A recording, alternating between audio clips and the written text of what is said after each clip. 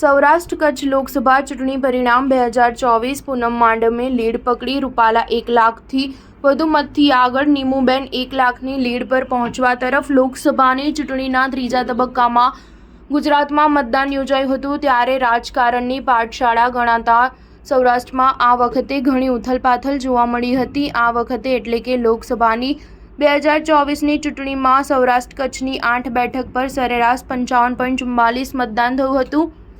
આટલું ઓછું મતદાન થવા પાછળ અસહ્ય ગરમીએ પણ ભાગ ભજવ્યો હતો। આજે આ મતદાનની ટકાવારી 8 બેઠક પર ભાજપ હેટ્રિક ફટકારે છે કે કેટલી બેઠક ગુમાવશે તે તો પરિણામ જાહેર થયે જાણવા મળશે। ઉલ્લેખનીય છે કે લોકસભાની 2014 અને 2019ની ચૂંટણીમાં સતત સૌરાષ્ટ્ર કચ્છની 8 બેઠક પર ભગવો લહેરાયો હતો। આ વખતે ક્યાંક ને ક્યાંક રાજકીય ઉથલપાથલો ભાજપને કેટલી અસર કરશે તે આજે સાંજ સુધીમાં જાહેર થશે। ભાજપ ઉમેદવાર 1,30,333 મતની લીડથી આગળ પુરુષોત્તમ રૂપાલાને 2,12,300 મત મળ્યા। પરેશ ધાનાણીને 81,967 મત મળ્યા। પુરુષોત્તમ રૂપાલાને 1,68,892 મત મળ્યા। પરેશ ધાનાણીને 69,252 મત મળ્યા।